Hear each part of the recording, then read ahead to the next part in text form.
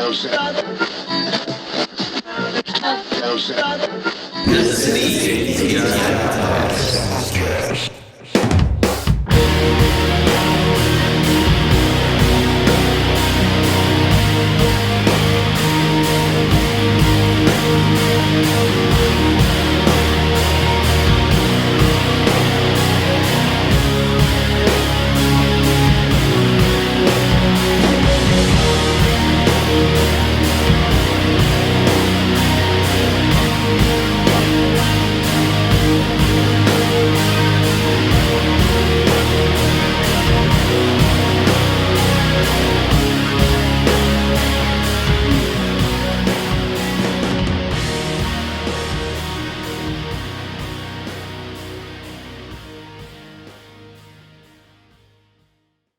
With all the pedals that I have accrued. Oh, really? Just recently. Yeah. What you got? So I bought So first off, I watched a video with one of the dudes from Minus the Bear, who they're like the delay masters. Like Right. they are the delay masters.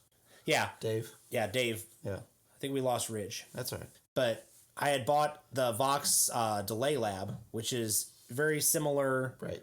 to the Line 6, but it's got a couple other different things on it. It's got a little bit more looping capacity. I'm an absolute caveman, so I'm just going to set it and forget it. Like, that's going to be like, right. I'm going to set 4 delays and then just walk off and like let that be it. And then I have 2 more delay pedals. So separate from that, yeah, I have a, what is the name of it? Old Blood Noise Endeavors. Oh, shit, yeah. They're just, man, everything I've ever heard from them is just... fantastic. Chef's kiss. Yeah. Just. And I have the Mondegreen, which is a 3-mode delay, and it just sounds so good. And it's just got such different... So that the reason I bought that is it's different from that one. Then I have another 7-mode delay that I bought from K-Line. The K-Line's sort of like...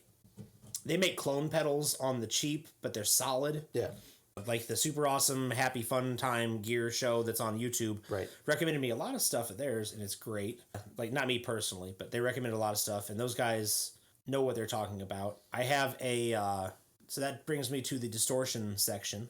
There you go. So I have a treble booster kit, like a Rangemaster kit that I built myself. I hand-wired it. Nice. It's based on the old Dallas Rangemaster, treble boosts, which... For those who don't know... How did you go about that? Did you just buy a build kit, or did you just mod a previous? Or? I bought it from Music Ding. Okay. You can also buy them from Aeon Effects. The Aeon Effects one is a little... It's not so sketch looking. Mm-hmm. Like, if you buy the Music Ding one, it's a bare enclosure. I mean, that's cool, like, if you're into, like, matte painting or, like, designing your own stuff. Me, personally, I just bought a bunch of Muppet stickers and covered that pedal in Muppet stickers. That is hilarious. Dude, I love the Muppets. Me too. So I really do. Absolutely. Like, I need to have, I need a couple. Like, I want a New Zealand. I need a New Zealand sticker, and I need, like, a Zoot. I won't get into it. I made a mistake when my wife got her hair dyed blue. And was wearing sunglasses and a sock cap. Oh, my God. Oh... What mistake did you make? I just looked over at her and I said, I looked over and like it just immediately, before I could stop what was in my brain from coming out of my mouth, I was like, you look like Zoot from the Muppets like that. Oh, she How'd was... that go for you? Oh, not well. You can imagine not well. She's gotten used to tolerating the level of dumb that I am over a long time, because we've been together like almost 20 years now. Right. So she's very tolerant of how stupid I can be. Right. But I thought it, and as soon as I thought it, it was like, that would be a good thing to say. Did she immediately get the reference, or did you have to explain it to her? Oh, she knew who the fuck I was talking about. Okay. It was not good. I was going to say... I was in the car. If I hadn't been in the car, she would... I could see it be either way. Like, it could be worse or it could be better if you had to explain it too. Like, take the sting out of it. No. She knew what I meant. And as soon as I said it, I instantly, 1, regretted it. And 2, like, she just... Like, I'm convinced, like, if she could have wrecked the car and killed just me... Wow. Like, she'd have done it. Like, oh my God, she was mad. Oh, that's fantastic. So I love her to death. I really do. Like I said, almost 20 years together. She's best thing that ever happened to me, but I can't help but say stupid shit to her sometimes. She gets caught in the crossfire. I really do. Like, what my brain wants to say and what I know I shouldn't say. Like, I tell people all the time, like, especially when I was a supervisor, just because it and I got told this and I never learned it, was if it feels good, don't say it. Yeah. Like that, I had a guy that was almost retirement when I started at the prison, and he told me that every day. And I'd go when something dumb would happen, and I'd end up in a fight with not a fight, but I'd end up having to verbal altercation type. Oh no, I'd have wrestle. I'd have to wrestle an inmate. Oh, okay. And every time I'd come back, and he'd be like, "Did you say some things, Joey?" Yeah. Yes. Did they make you feel good? Yeah. God damn it, Joey! Every time. I thought I told you better than that. Yeah. It's a sound piece of advice. It's really. a very solid piece of advice. Yeah. So anyway, on to pedals. So I got that one. I was super proud that it even worked and I didn't electrocute myself or cause third-degree burns to myself because it involved a soldering iron. And as I was said... going to say you had to do some soldering. Yeah, it had to do some soldering. It's pretty... Actually, that one was not self-explanatory at all, other than the fact that the components were labeled with what they were, and you could kind of plug them in. Yeah. So I got that one up and working. Super happy about that one. I had actually bought another one that I missed one step, and this is all you need to do when you're wiring electronics and you miss one step. You will destroy whatever you just did. Right. Like, just for the hobbyist, just know. Right. Pay very close attention. Margin for error is very little. Yeah, the margin for error is super slim, and you can end up like pretty much having to scrap what you did. And like even like with this thing, it had a germanium transistor, which germanium transistors are sensitive. They're expensive. Yeah. And they're not like these. Everything that comes out now is all new old stock. So it's all things that got like packaged in a warehouse and like someone forgot about them and they just found them again. Right. Because they were components of radios and stuff back in the day. And if you fuck up and you wire it wrong, that little piece that's like no shit, like this big, is like $25 or $30. Yeah. And that's for you to get one that matches the amperage and everything that goes along with it. And you have to match that stuff up too. Bought that. I got one up and running. Super happy. I didn't die. All right. So I also bought a TC Electronics. They're super awesome company, and you can get their stuff on the cheap too. Me and Barrett have discussed this before. Oh yeah. Just personally about some of the choruses and stuff that they have. They're fantastic. Oh, I forgot about my reverb, but I'll tell you that about that one in a minute. I was gonna say if you were on modulation. Yeah, modulation. So anyway, I bought from the TC Electronics. They have a pedal called the iMaster, and the iMaster is a HM2 clone. Right. Your brother has an OG HM2. Yeah, he just got an OG and he just gave me a clone. What's as well? It's a cheap-ass Behringer. You could probably do something cool with that. So the iMaster is, so for those who don't know, like, and if you're watching this and you're into heavy stuff, I would hope you know. First off, there's a band that exists from Sweden, from Umeå, called Entombed. That they're defunct now. There's an Entombed AD, but there's no longer an Entombed for several different reasons, and because LG Petrov passed away last year. Rest in peace, LG Petrov. Yeah, for sure. It's stellar if you like heavy music. Oh, fantastic! Huge influence on Converge. They cite them constantly, especially the album Wolverine Blues. If you want to check out like slice of pure, you turned me on to that one. Yeah, back in the day. Absolutely disgusting, gnarly, awesome riffs and vocals, and like everything is just cranked to the max. That's the album, and the sound of that is the HM2, which is the Boss heavy metal pedal. Everything is a 2 with Boss up to a certain point. Yeah. Until they get into new editions of it, everything is an HM2, an OD2, something like that. Right.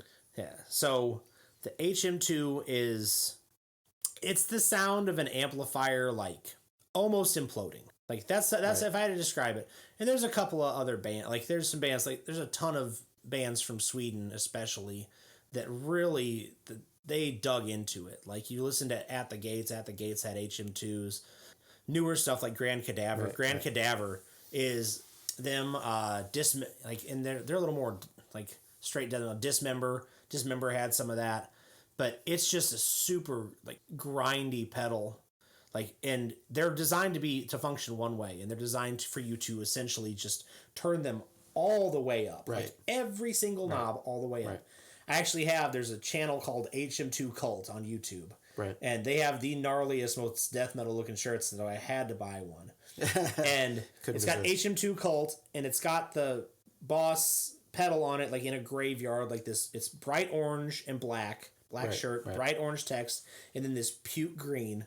And then the back is the logo, but they look like the back logo is like death metal version of this, and it's all the knobs dimed, like they're pointing all the way at 10. Wow.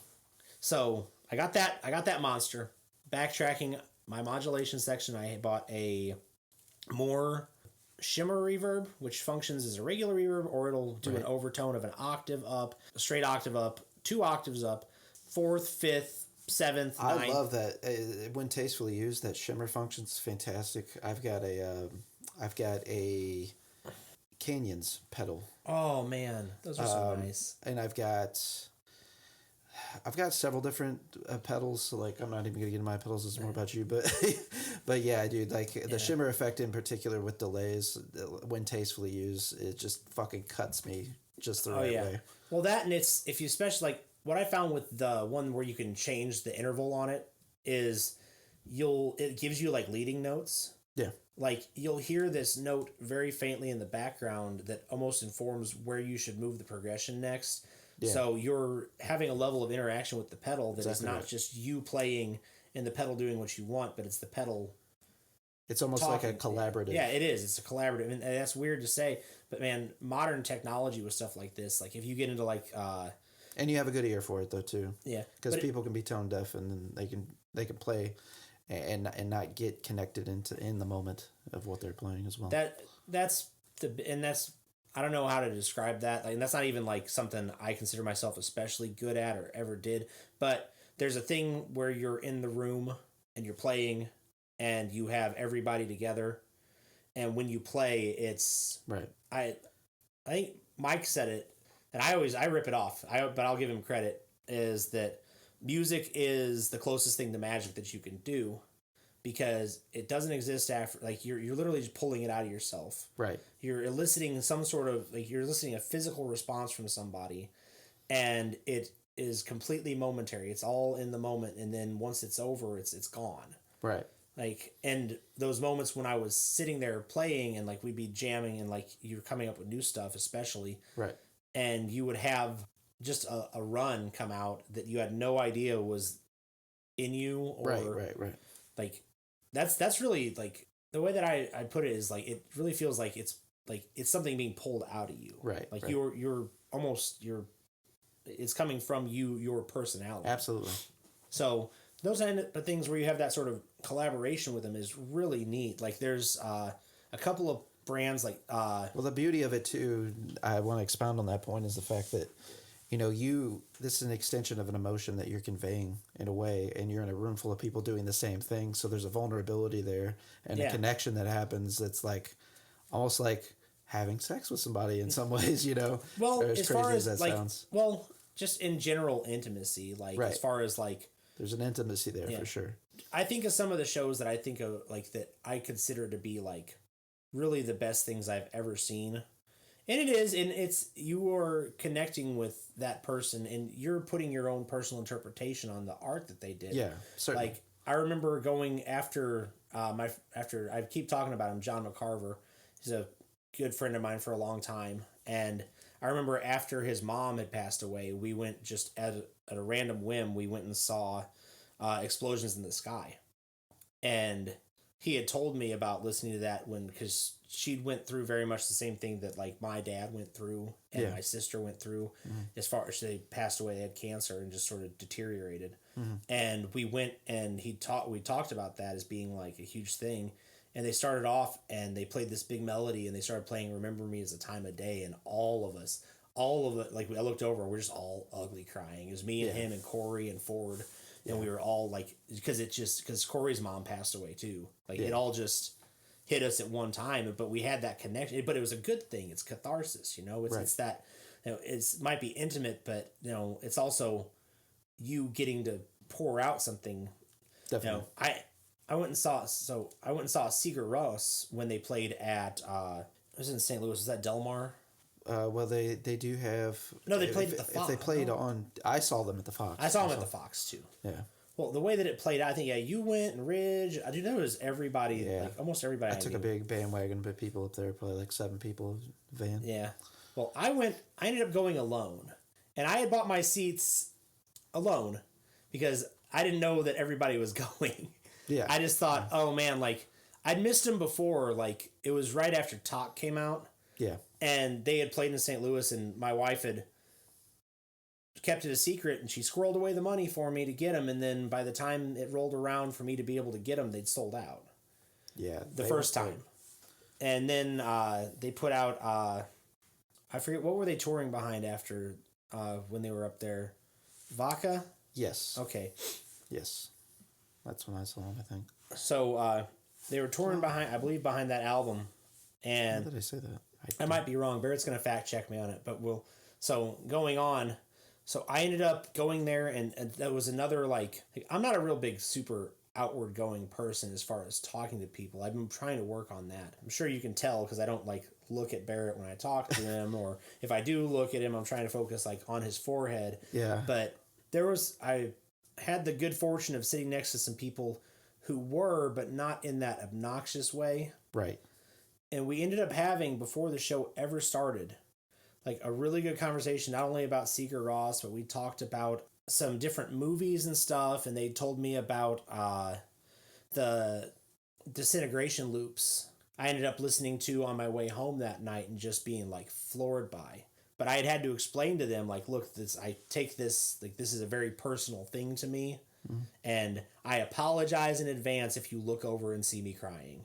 Right. Because at some point, I don't know when, but it's going to happen because every time I listen to this band, right, it happens at some point. It's just, I can't help it. Right.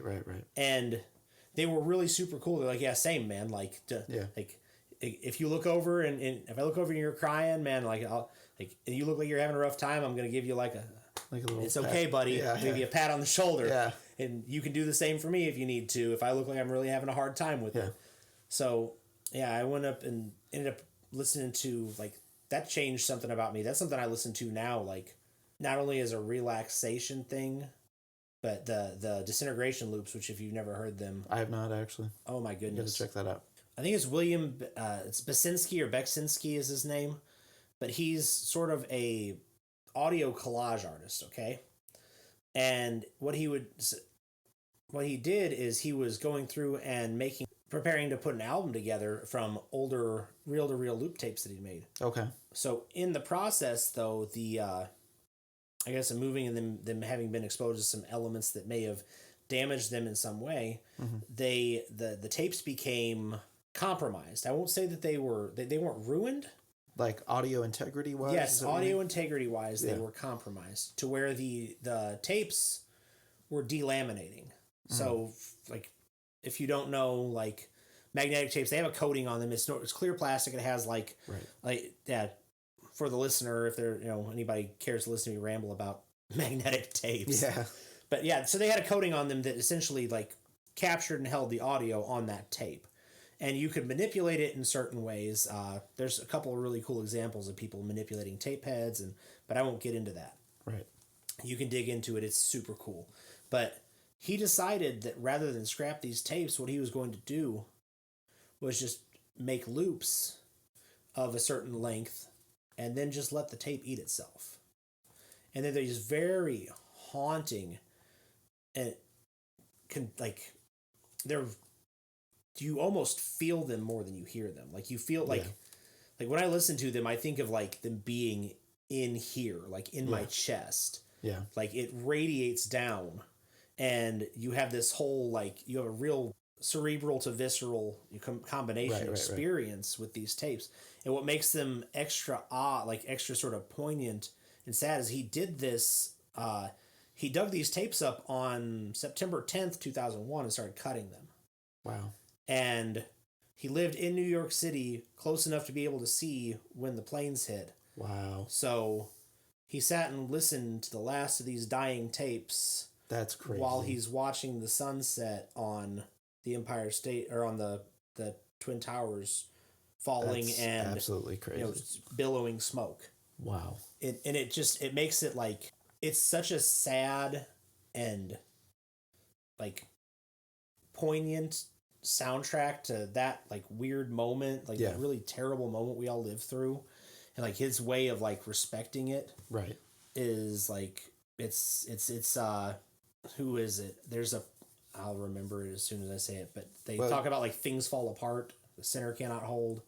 Like that's what it reminds me of, and they said literally like until it is silence. Like he literally plays these loops until it is almost silence. That's wild. Yeah, they're very long too. Like that's the other cool thing. You get a lot of listening value out of them because they're very meditative. There's nothing like jump out at you. Right. It's similar to The Caretaker. No, haven't heard that either. Oh man, Brad told me about this. I'm surprised Brad didn't talk about it. No, he didn't. So The Caretaker is essentially, it's a trip through the stages of dementia up to death. Oh, okay. But it's all told one way. It's all instrumental music, and it's all public. It's some stuff that the guy found that was public domain because it's all like from the 1920s, 1930s. Mm-hmm. Think of the song at the end of The Shining, Midnight, the Moon, whatever it is. I think that's what it is, Midnight, the Moon and You, or something like that. Yeah. It's all that type of sort of big band music, but it's been distorted, and it slowly gets more and more distorted and confusing. That it cuts randomly, and I think that's like 6 hours. Oh wow. Like it's called Caretaker, and I'll look it up real quick. Integration loops and Caretaker. Well, earlier, actually, whenever I saw Sigur Rós, it was after I always pronounce this the Vector Tour. It was the 2013 album, but I'm not exactly sure if that's the right enunciation. It was the black album that had like the dog silhouette or whatever it is. Yeah, and then so that was shortly after Valtari came out as well. They did those two albums real close to each other. Yeah. So actually, you saw Sigur Rós before me, but we both saw them at the Fox. Yeah. But I was going to say, like, you talking about your Explosions of the Sky experience, that's exactly what my Sigur Rós experience was like when I saw them. And, they did a lot of cool things with the, stage presence and presentation. Like, they had, like, the random-sized Edison bulbs, like, littered throughout, and, like, a projector in the background. Flashing imagery, and then there was like LED light colors accentuating everything that was going on. The Edison bulb thing got big there for a minute. I remember Bon Iver did a stage thing, and he had those on stage as well on big stands. Which, if you're gonna pull influence from anywhere, Justin Vernon, go right ahead. Yeah, that's a good one. Absolutely. And that dude is like, I absolutely love. Like, I think we both. Barrett's got a Bon Iver. Yeah, he's got the self-titled hanging there, which I liked that. I actually think I've almost grown to like 22 a Million a little more, but that song. At first, I was taken back by that album. I do like it. It is good. It's different. It's hard. Sometimes I'm kind of like a first love guy. Like, it's hard for me to get past what made me first love something often. I get or an that. artist, like, that is. I think that a lot of people have that. Like, Bon Iver had 2 albums out before that, the self-titled album. So he had the self-titled, and he had For Emma Forever Ago. Right, and which is the first thing I heard.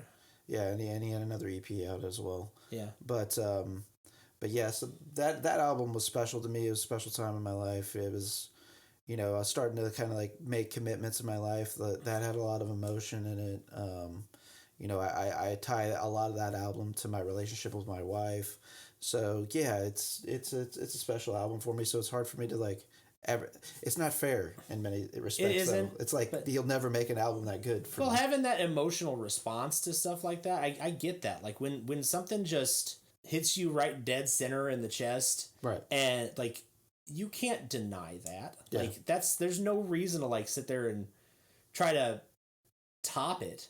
Like, you can hope, right? But I think you're almost embittering yourself to like. That's where people end up hanging on and chasing the dragon of that one album. Exactly that right. One thing, and that one thing only. Definitely. And when he stepped up, like for me, And I know how tough that is because Justin Vernon is a progressing artist. Right. That's what I always think of is he has at heart something that he is. Right. But he's going to look at it through different lenses. Like that's why, and we'll come back to it. Like you can laugh, but Paul Simon is still one of my all-time favorite musicians. Oh, yeah. And Paul Simon is going to tell stories about people. No matter, he's going to find an interesting way to tell a story about a person, no matter what.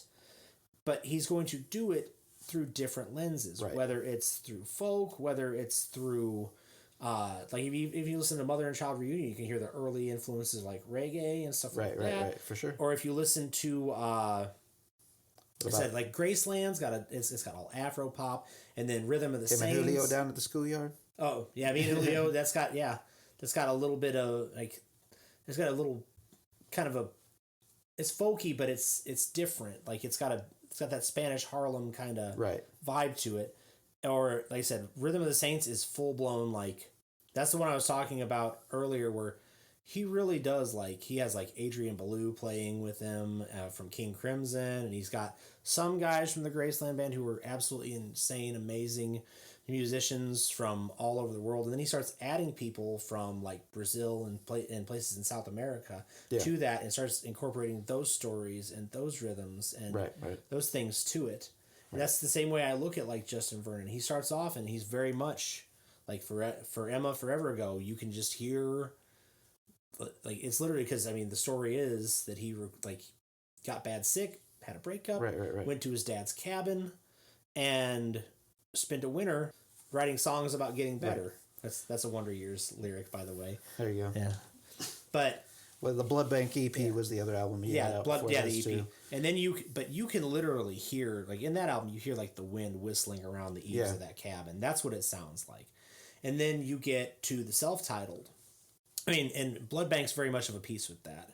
You see a little bit because you've got I think Woods are still he did that with Volcano Choir. He did a different version of that same thing with like math rock guitars, which I'm all about, baby. Absolutely. But baby, yeah. Oh yeah, take it, baby. So yeah, you start to hear that, and then you get to the self-titled, and like you start hearing pedal steel and horns and like these Nashville influences, and a lot more intricate. Like there's got some things like Holocene is even in Nashville tuning, like it's in the high strung tuning. Yeah, which is why when you try to play it on a standard guitar, it's a bitch. Doesn't sound right. It doesn't sound right. You can't figure it out. Right. Like I was like, he's a genius. How did he do this? He's a genius. Yeah. And then someone's like, oh, it's just high strung tuning. It's funny to see people try and recreate that too, and then like I've seen people try to play in drop D. I've seen people try to play in standard, and it's wacky. Some of the fucking gymnastics that they're trying to do to play it. And then because it's fairly simple shapes. It's just like there's some stuff it's all in the tuning. It is. It's all in the tuning. Like if you go to the next song, I think it's Towers, isn't it? I don't recall. I believe Towers is the next one, and that's fairly simple to play, but it's very much in the same vein as that. Yeah. But you start to hear more and more of. He started using like auto tune, but he did it in an interesting way. He used a layer. He had already done that previously. Yeah, like I said, he started bringing that in with Woods. Yeah. Well, I don't know if you recall at our wedding, we used Holocene for the walk down music for everybody. I do remember. Yeah. So. Yes. Or that, and then there was a Flaming Lips song. Do you realize? What Pam walked down to? Pam walked, and then and on the it way wasn't out, Gobbledygook. Was it Gobbledygook? Or was it the one after that on... It was the one after that. Yeah. It wasn't Gobbledygook. Yeah, because it's got that... Dun, dun, dun, I can enunciate the name. It's real happy piano. Yeah. Yeah. The only reason I know Gobbledygook is because it's... Yeah. Yeah. I can never enunciate... I love Sigur Rós, but I cannot enunciate any of their song names, and I always just feel like a fool trying to do so. The only one that I'm even... Starlifer is the only one I'm confident with saying. Yeah. Pretty much. Yeah. Well... I struggled through it, but I can say Medsud Irum Vid Spillemendelaust. Jesus. Yeah, that's a mouthful. Yeah. But that one has Arabatur, which is again, I said that's I will 100% at the drop of a hat ugly cry if you show me that song. I mean, Sigur Rós has a lot of that effect on me as well. But most of their songs. Yeah. So I think, like I said, I think about Justin Vernon as being having that same sort of mindset as Paul Simon. Yeah, and definitely. I'm interested to see where he takes it. I would like to see him take it the same direction. Like, if you listen to Volcano Choir, man, Volcano Choir got some ballers in that band. There's some guys that are super, super talented that are in that band. I think. Have you heard any of the S. Carey stuff? The guy who plays in Yeah, I've heard a couple of S. Carey really songs. Good, man. Yeah, the Sean Carey, he's really good. Him, and then of course he brings in guys like it's Colin Stetson. Colin Stetson plays every form of saxophone imaginable. Yeah. He also plays... Man, his Austin City Limits performances, it still stands out in my mind. Outrageous. He is an outrageous performer. Well, for those who don't know, Colin Stetson also got into the soundtrack game. Did he? Hereditary. No shit. You didn't? I didn't put that together. Yep. You got to be fucking kidding me. Nope, he did the Hereditary soundtrack. That is fantastic. Doesn't that make you like that? Makes me happy. I'm getting goosebumps right now. Yeah. That's fantastic. As soon as you hear, like you won't be able to unhear it now. No, I get it now. Yeah, and then I think I want to say. Wow. I want to say Midsommar was the Haxan cloak, but saying it's got the same like. I could go off on the movie tangent now, but I'm trying to like. Ari Aster's perhaps my favorite. Yeah, well, we were talking like he's got such a demented, like, and it's weird like, the sensibility like he understands like family dynamic in this really weird way. Like me and Barrett were talking a little bit. Like he sent me a thing about this Canadian movie called Pen, which is this guy who's sort of like this. It's based on this book by a guy who's like a more incesty VC Andrews, if that's a way to describe it. Absolutely. He's obsessed with incest. Essentially there's this shut-in family, which is a classic, like that's Flowers for Algernon, right. Or Flowers in the Attic, what's the Algernon one? Anyway, more incesty. Yeah. Blue Lagoon, VC Andrews level of incesty. The color purple. Uncomfortable levels. Game of Thrones. Yeah, Game of Thrones. Man. Nails that one. You've got a lot of references just off the bat for incest. Do you have like you got a thing? You got a thing I need to know about? If we're taking a tally, I think you've got more than I did, actually. So there's that. And you brought it up, so. That's fair. I can't... you got me on that one. So, anyway, you've got this family that essentially they're kind of not shut-ins, but like the father is a surgeon? So orthopedic surgeon or something like that. Yes, he is. And he has a anatomical doll that has clear skin, so you can see all the musculature, organs, everything that go on with this thing. And they call it Pin, which is short for Pinocchio. Right. Well, he uses this ventriloquism with this doll when he's talking to his younger patients to like make them realize that like whatever surgeries they've got to go through are not super scary. And he used that way. He's a very respected surgeon, but he's also full blown nuts. Right. His wife is a shut in, like super clean freak. Like all she does is spend time cleaning the house and trying to teach her kids like to be like not even like if there's a spot of lint, like picking the spot of lint up everywhere, like just immaculate housekeeping. Well, they raise these kids using Pin for the same thing, and they also start to like sexually repress these children because they find them reading like an adult magazine one day. Right. So they have a full blown thing, and this just goes to show like how you can absolutely wreck a child like by approaching the talk the wrong way. Yeah. Well, needless to say, they approach the talk the wrong way. Yeah. And later on in life, they come back and essentially it covers the mental break of the son who is hallucinating Pin talking to him, and it gets real odd body horror and just super uncomfortable, like beyond the level uncomfortable like you have watching like Hereditary, which in itself, like the family scenes in that where Toni Collette's just going off on her son are just poor Gabriel Byrne. Such a nice guy. Such a nice guy. And just combusted. Yeah. That's a movie that gets a bit of short shrift now. Like, I remember, like...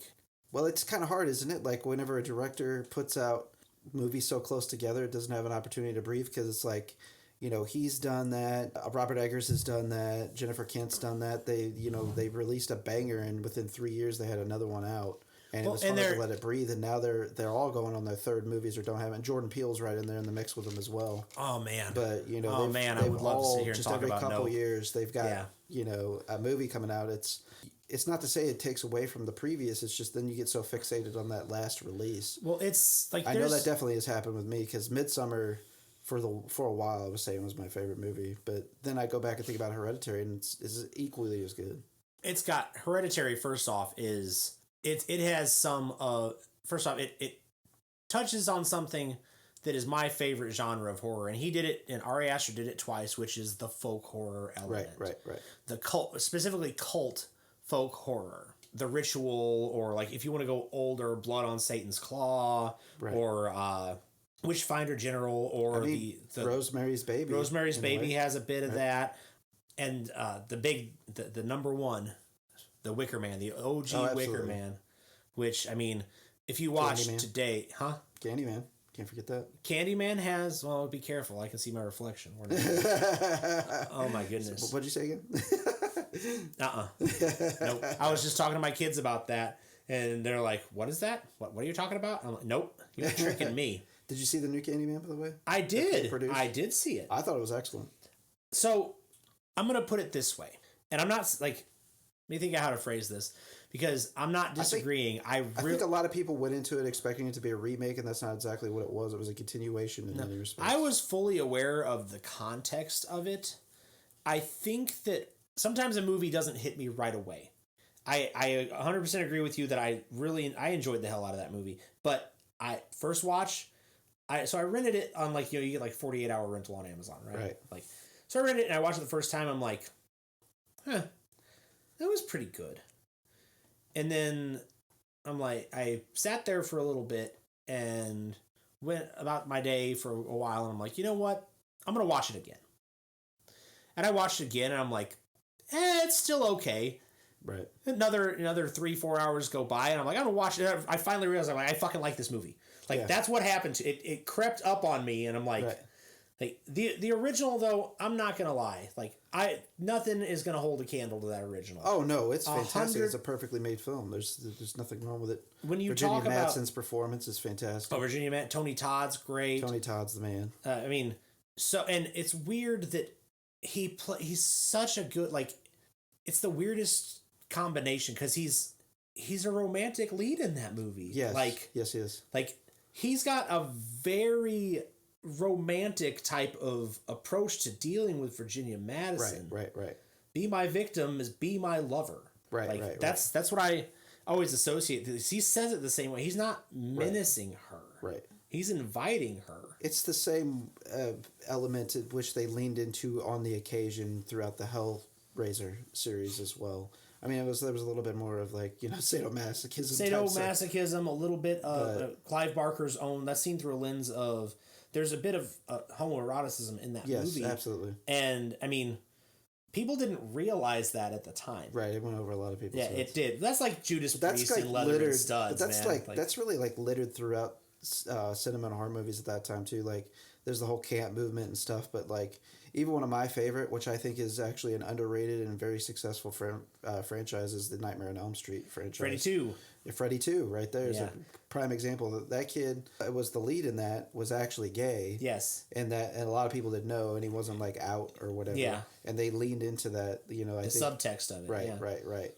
So that was kind of an interesting, like, if you haven't seen that one in a while, I definitely recommend revisiting it. Although most people that I know that are huge into the Nightmare on Elm Street franchises, their favorite is Dream Warrior, which it has its moments, especially if you saw it as an adolescent. Like, it kind of clicked with you. It almost had a charm of, like, some of the 80s, like Goonies and that Stand By Me in some way, because of the connected. It's got a little bit of that it's got a little bit. Yeah, that Amblin, like the kid group, like right. Yeah, kids on bikes. Right, exactly.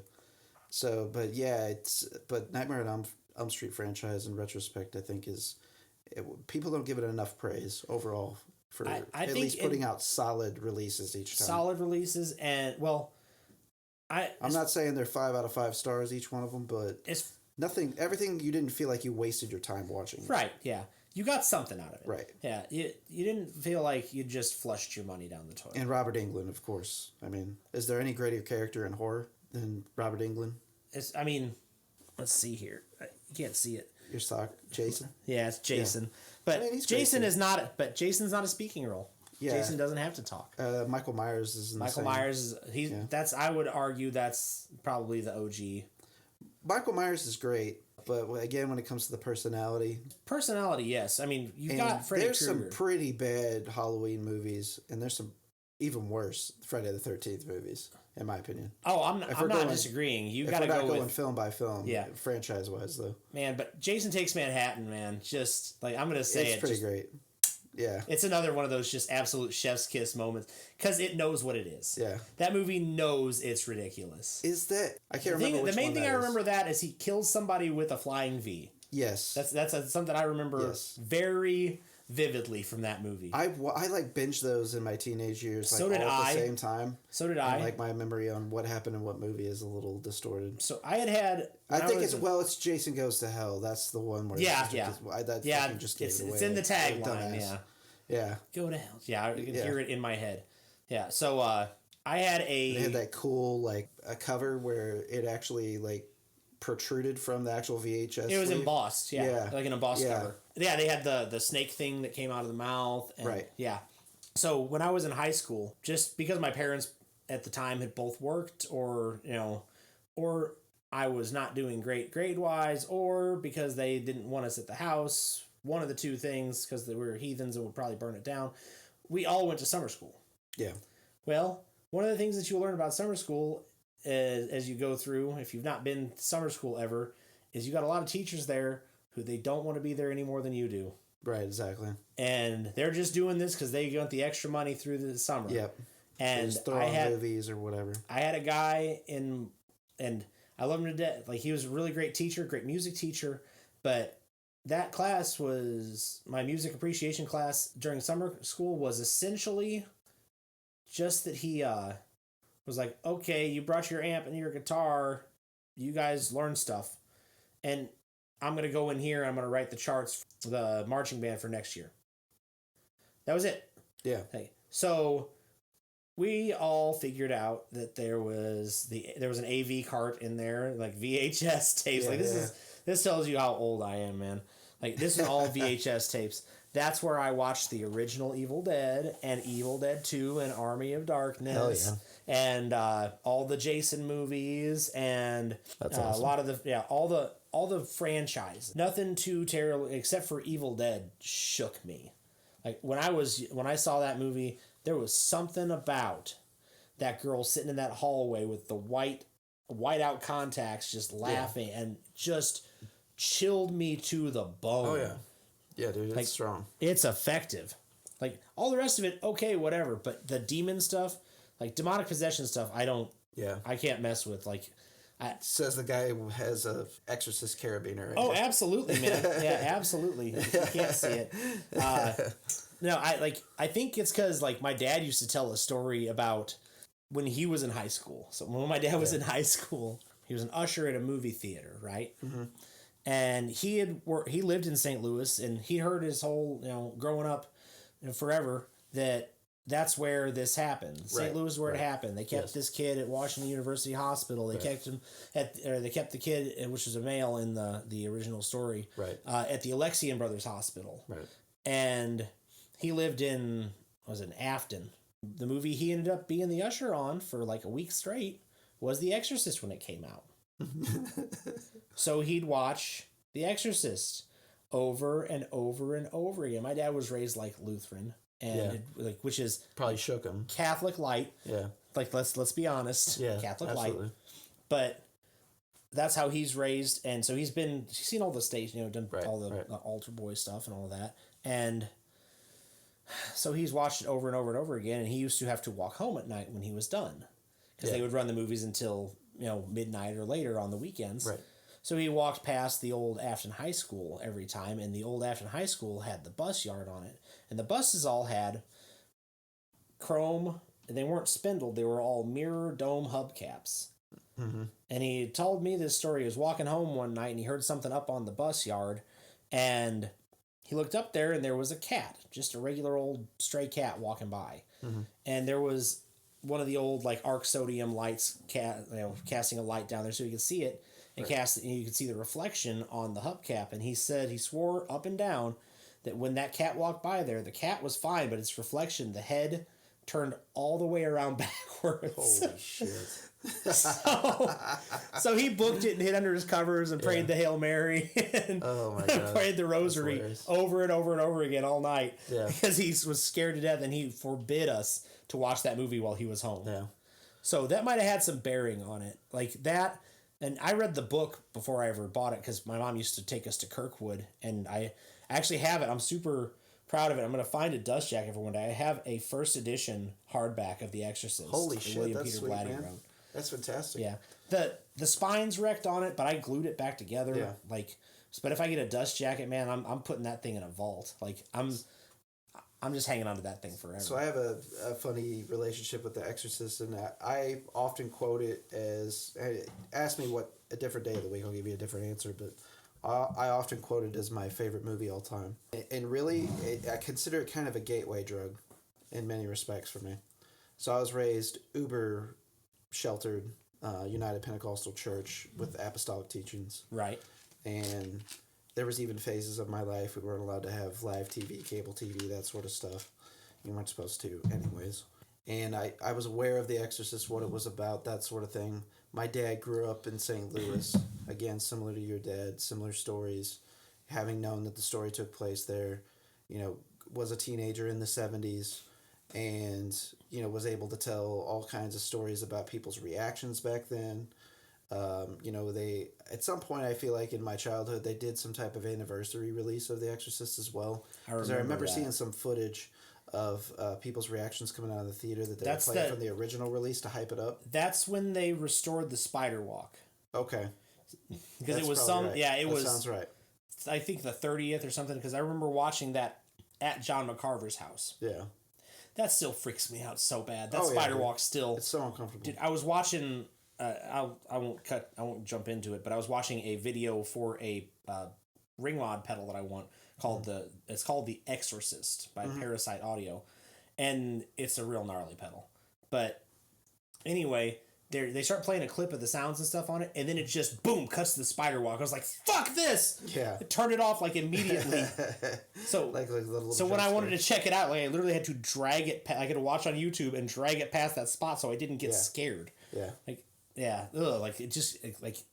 makes like the hair on the back of my neck stand up. Yeah. But anyway. Well, my dad often got himself into some trouble because he ended up in a Pentecostal church. He was in a broken home. Same story for my mom. They both jumped on church buses, and their family life was shit, and they escaped to church, and that's how they met each other, was through church and all that other stuff. So, but my dad often had a life outside of church too, as well. What they call in the religious fields of backsliding, and they try to make you feel horrific about. But so that's whenever he would be secular, and so he would push the envelope even whenever he was at church and do things like, the church would speak out against going and seeing The Exorcist. He went and saw The Exorcist, things of that ilk. Well, I got to be a teenager and I was curious enough about it. My dad was starting to show me some movies and this, that, the other thing, and I told him I really want to see The Exorcist, and my mom often did not let her opinions be known when my dad was around, and never overstepped my dad or anything he ever wanted to do, like in front of him anyways. In front of us kids, that is. But she, I never seen her act like this. She was throwing stuff around in the house and just was so upset that he was going to let me watch this. People thought that movie was the devil when it came out. Absolutely. They literally thought you were opening yourself up to something. Absolutely. And it's weird because if you especially having read, I've read all the different. William Peter Blatty wrote 3 different books pertaining. I was going to say, I know there's more than just one. But the Ninth Configuration. It's the funniest one. I'll say that. Oh, really? Yeah. If you that one, it's got a bunch of character actors that I can't remember all their names in it. I know it's one of the guys he was on The Walking Dead when he's way older. It's Scott Miller or something. I know exactly who you're talking about. Yeah. I want to say Scott Glenn, but I don't think that's right. He actually just recently died. Yeah, he just passed away not that long ago. I think he played Herschel. He's in it. Yeah, Jason Miller's also in that one. Stacy Keach. And there's a bunch of guys that like you'll be like, oh my god, I know that guy, and like you'll have to go look his name up because all he does is like just really good character work. Right.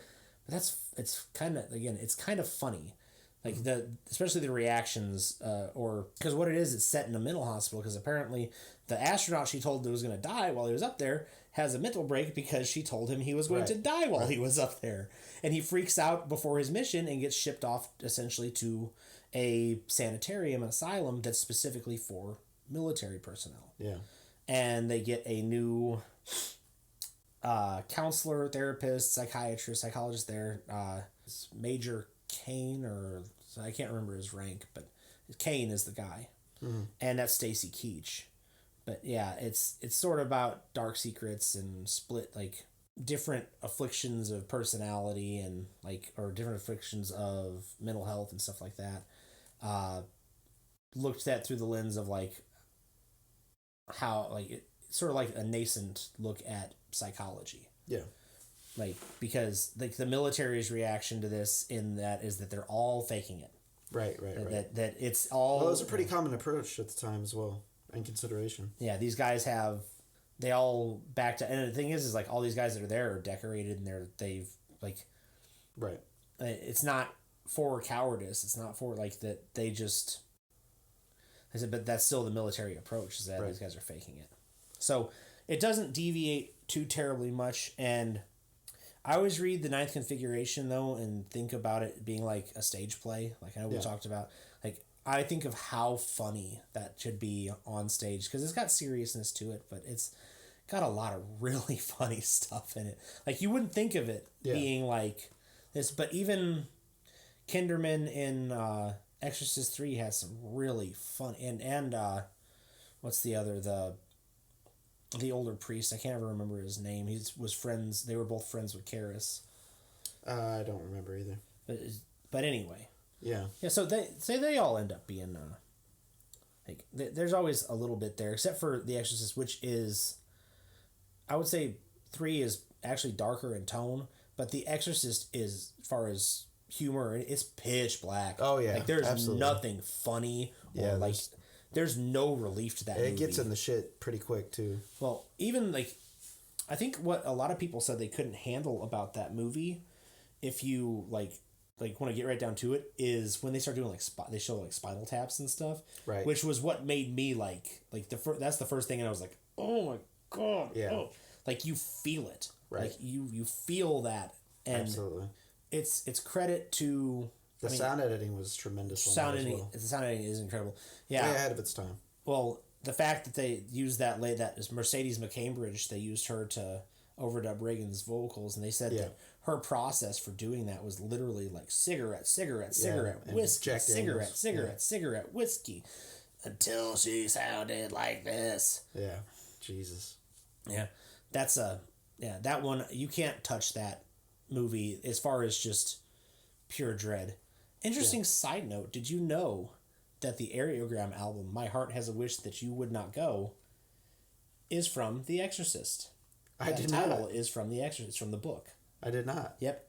It's within the first 2 or 3 pages because it's... I'll be damned. Yeah, it's when the older priest is on an expedition. Yeah. And he's in the Middle East somewhere, and they talk about they just found the Pazuzu statue. Was it Dominion that depicted that? Something, that movie. I saw that one. I thought, man, I was just not. Wasn't that like Stellan Skarsgård was in it, I believe. Was that Tony Scott that did that? I believe so. Yeah. It was Tony Scott. It wasn't Ridley. It was Tony Scott or Rennie Harlan, one of the two. Tony Scott had his moments, but yeah. Yeah, that was. Yeah, that's when I walked out and I was like, 1, not scary. No. 2, not a good movie. No. And history may prove me wrong on that one. Just like a lot of people said that 3 is, first off, we can all agree Heretic is garbage.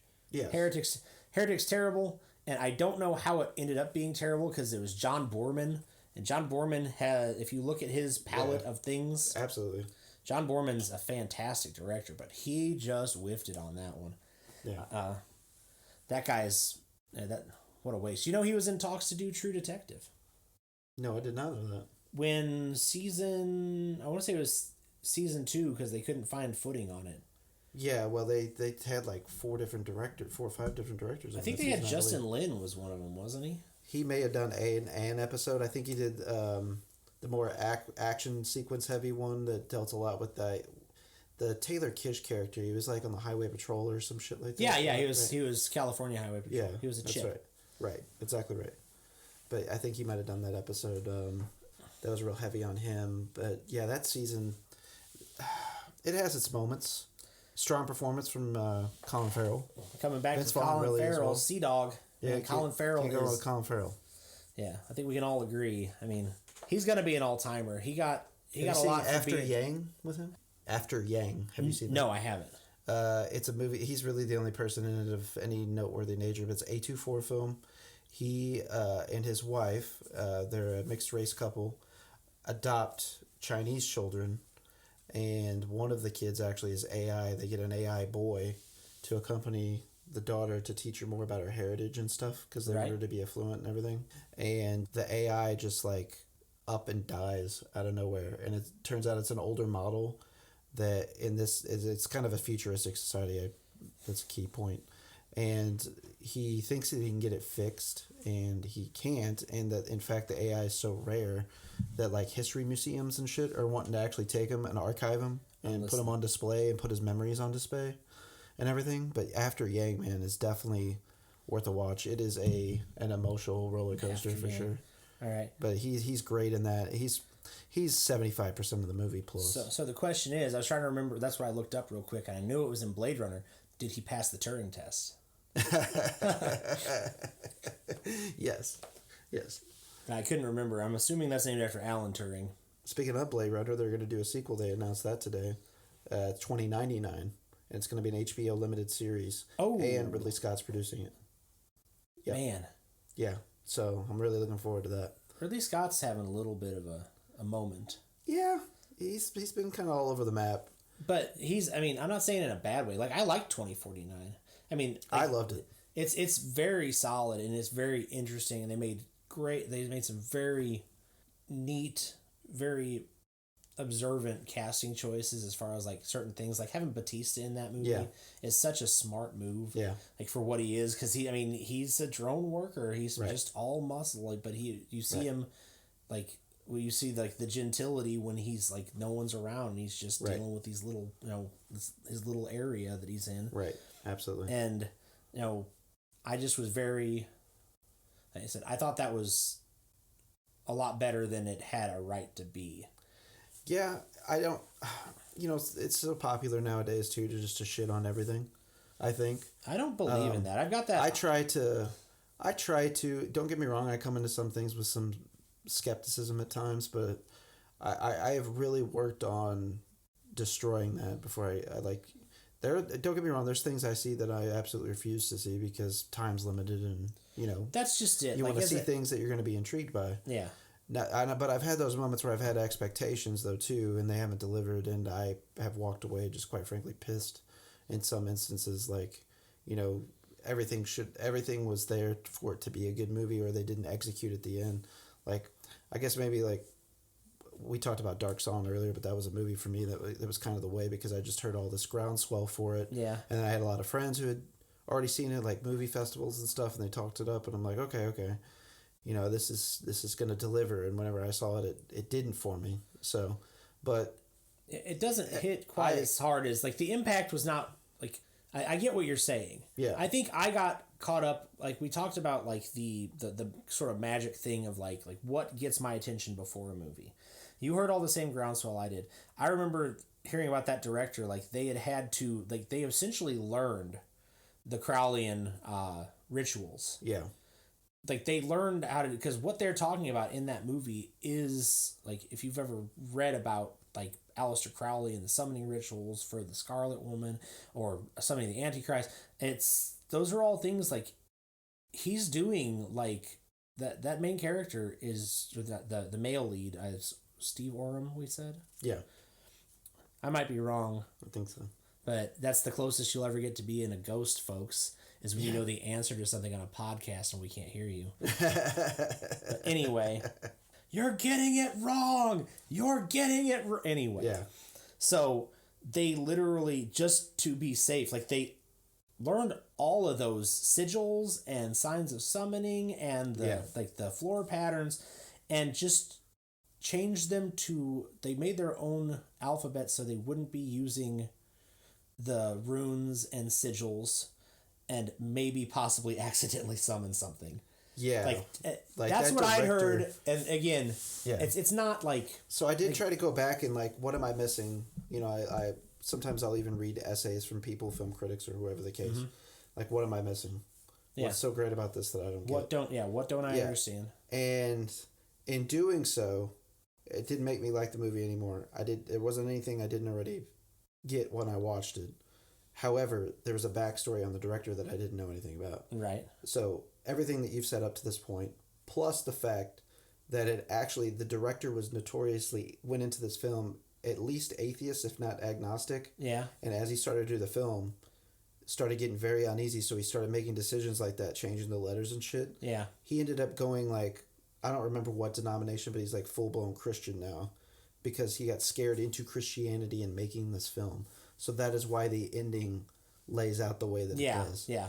And that's in part makes me, I understand it, but I don't like it anymore. So I think with me, like, I'll give you this, like, I think as far as spectacle goes and there being an angelic depiction, I think it's baller as fuck that this thing is gigantic and like almost alien looking. Yeah. Like, I'm going to segue into something and you're like, we can talk about this because I know we both like this. But dude, if you read like any, like, and my big thing, what I was going to talk about a little bit is anything to do with like medieval literature or like the things like medieval belief. Right. Is not all angels were like these pretty angelic beings, right? Yeah, they weren't all halos and golden, light radiating from them. You have the seraphim, the Watchers. The Watchers are essentially a gigantic set of crow's wings with eyes all over them and human legs. Yeah. They're things that if you saw them come out of the sky would break your fucking mind. Right. Like, look at thrones. Thrones are the same way. Right. Like, the thrones were the chariot of God, and it's a wheel within wheels covered in fire and eyes. Yeah. Yeah. So there were different hierarchies of angels in this religion, like especially within the medieval religion when they were starting to put these things together. Right. And people don't realize that. One of the depictions that, I'm so excited. I'm so jazzed for this. Like, let me take a sip because I'm really excited. Me and Barrett don't get a chance to talk a whole lot other than like through him saying I look like Tommy Tumbleweed and me making fun of him for looking like present day Brendan Fraser. So yeah, we don't get to talk. Know, folks. Do I look like present day Brendan Fraser? Does he look like Tommy Tumbleweed? I don't know if I look like let's get some feedback on this. So I'll go ahead and put a spoiler alert. If you have not seen Nope, you're going to have to just hit stop. Like, you're going to have to hit stop. The Jordan Peele film that came out this year, Nope. If you haven't seen it, just hit stop now. Okay? All right. If you've seen it, here's the end. The end essentially is that this thing is not normal. It's not of, Nope is not of planet Earth, right? That's an acronym. If you watch any interviews that he did, he says, I'll put a big clue in it to what it is. Right. Not of planet Earth, one, does not specify specifically, one, that it's an alien. Right. Two, it begins with a biblical quote, a very nasty biblical quote, if you remember specifically. Right. That's right. And if you look at the form of that creature, that lines up specifically with the descriptions of some of these angelic classes. And of course, it would be huge and mind-breaking and make no sense to you to look at. OJ also talks about something that's being a bad miracle. Like he talks about that very specifically of there's a sigil of a bad miracle. They talk about where they have the flashbacks to the monkey attack. That's right. With the shoe that stands straight up. That's like a sign that something bad, like something divine but bad or Yeah, but in a way, it's like waiting for the other shoe to drop. It is like waiting for the other shoe to drop as well. Yeah. That's how I interpret that movie. Like, right. I think of it as being, and again, not all angels. You want to go back to the medieval thing because he pulls a very medieval biblical quote. Like, that is very, like, it's not pretty. It's not right. It's a nasty one. Right. And there was a lot of that in those earlier interpretations. Like, it gets kind of glazed over. They're kept in there. There's a lot of stuff that's kept in the Bible that is pretty gnarly. And you have to realize that was even, modified and spliced and put together. Yeah, exactly. And with the version that is the basis for what everybody, regardless of denomination, what Bible that you read, is the King James version is essentially, but even that was edited. That was under the guise and vision of King James, basically, is how that was collected and contrived. Yeah. And if it's supposed to be, and that is drawing from different scrolls from different sources. Correct. There are certain things that are not redundant, or there's a lot of redundancy in there. Correct. Like there's a quote, the "Don't hide your light under a bushel" quote is in 3 different books by 3 different apostles. Right. They all felt it was important enough that you don't hide your faith. Correct. That it's in 3 of the different books. Right. But anyway, we digress. So back to the incest thing. Whoa. The Bible. Man. That's a deep cut. That is a deep cut. Didn't somebody get in big trouble for doing that? Yeah. Wow. Yeah, that nails it right there. I don't know if I can come back from this one. I can usually talk my way out of the corner, but you brought the I word into it, and dude, I am flabbergasted. You shot my brain. All the thoughts I had about like this nope, and angelic beings. Yeah, nope, angelic beings. Oh, you shouldn't have got me back on track. So yeah, the foreign not being, of planet Earth. Yeah, not of planet Earth. This foreign being definitely fits, like you said, it fits very well within the realm of it being a seraphim. And not all seraphims are good, because there is a whole thing, and I think this comes from Paradise Lost, they talk about the big battle that split heaven and Earth. Yeah, made heaven and hell, essentially, where Lucifer was cast down. But I want to say that comes from Paradise Lost. I don't know if that's actually in the Bible. I'm not a biblical scholar, folks. I don't pretend to be, but I feel like I've read that before in my weird, useless Rolodex brain, that it just pops up, and every time that battle pops up, that's not in the Bible. That's not in the Bible. Yeah. But if it is, if it is, if not, he may be drawing on different mythologies. He may be drawing on different texts, different sources. And what's to say there can't be something like that? But how masterful if that is what it is in many ways, because he's... any interview that I've watched, I'm not saying I've seen every single one with Jordan Peele pre and post and during the film's release, he's never mentioned any of that. But I think it's not really there are occasions at which there are, you're inside the actor's studio moments, I guess, if you will, that, yeah, you're going to get a little bit more in the weeds with why I made this movie. These are the decisions I made. This is why I made the decision, so on and so forth. But... like a lot, especially nowadays, man, just everything's just so soundbitey. What can I fit in a 90-second reel that I can share on social media, that sort of thing. He's not giving it away, so, it's a real possibility that it is, but that's a part of being a magician. Don't reveal all your secrets. Either. Yeah, and we talked about exposition. Like, how much exposition should you have in a movie? Like, he chooses not to tell you, and he trusts that you will make your own interpretation. Like, that's a baller move. Yeah, absolutely. I think, one of my favorite movies is Barton Fink. Oh, it's fantastic. Yeah. And there's so much that you can, that's another one. They leave so much up to interpretation in that movie. Which, if you haven't watched Barton Fink, just go out and buy it. That is Ridge's favorite movie, I believe. Ridge's favorite? Yeah. Yeah, me and Baby O Ridge, we share some commonalities there. That and Miller's Crossing were made about the same time. Miller's Crossing's so good. Look into your eye, cry every time. Blood Simple's good too, man. Blood Simple is very solid. Yeah. Very solid. Raising Arizona, super underrated. Oh, yeah. Nick Cage, man. Yes. Nick Cage just Nick Caging it up at his cagiest. He kills it. He does kill it. He's a baller, man. Did you watch Pig? Yes, it was very good. Oh, he's so good. Have you seen Wild at Heart with Nicolas I've seen Cage? Wild at Heart. Oh God, That's David Lynch, isn't it? yes. Yeah, I've seen Wild. Bobby Peru fucks. Yeah, I've seen that one, man. That's been a while, but I've seen it. I got on a kick of watching all the David Lynch. But what was I was gonna say something about Nope. Oh, side note to Nope. Can we just all stop for a second and just appreciate the renaissance of one, Keith David, Yeah. and two, Michael Wincott. Yeah. My two favorite speaking voices Yeah. ever. That was fantastic. Yeah. First off, I haven't seen Michael Wincott in anything since like The Crow. I think he was in one of those like Kiss the Girls or like the Morgan Freeman, Ashley Judd, like mystery type movies. I think he was in one of those, and he was solid in it, and you were like really sympathetic because he was supposed to be, a spoiler alert on a 20-year-old movie, that he was supposed to be the guy that there was this kidnapper, and he was essentially being blackmailed into doing it. Mm-hmm. So you feel a lot of sympathy, but he bites it fairly early in the movie. Yeah.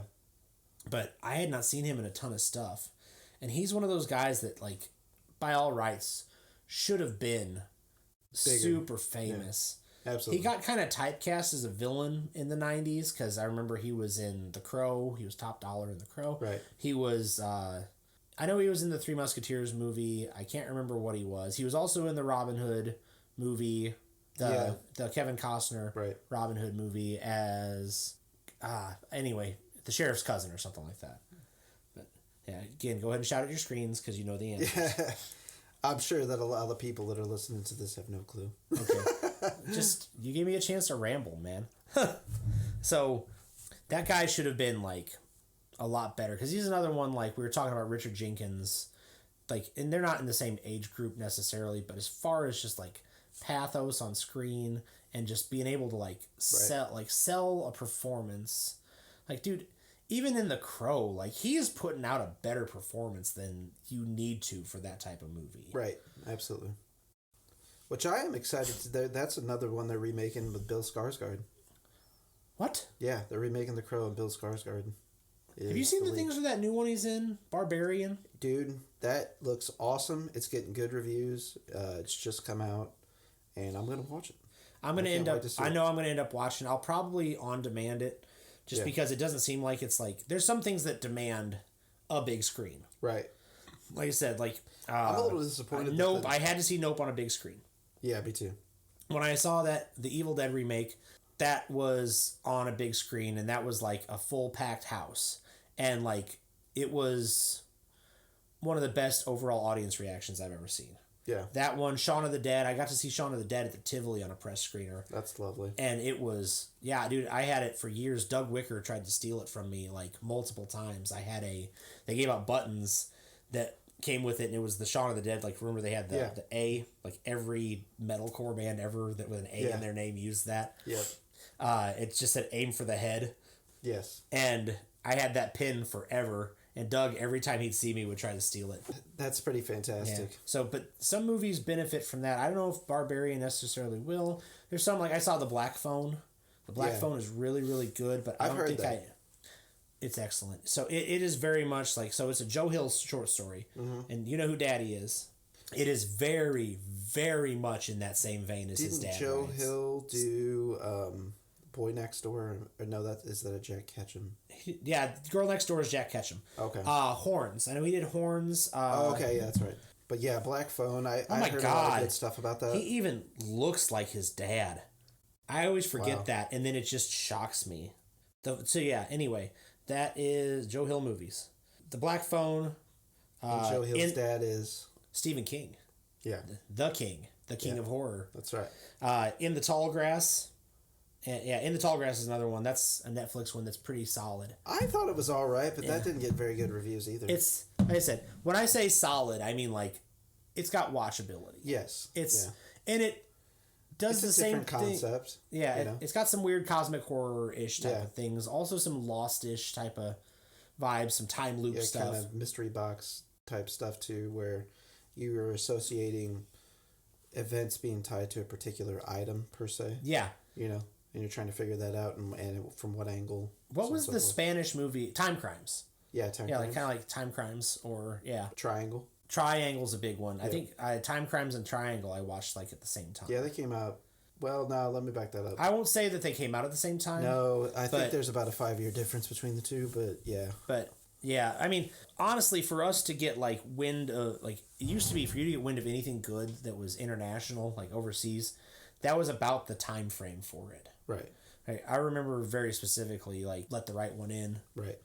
Like that took me a while to hear about.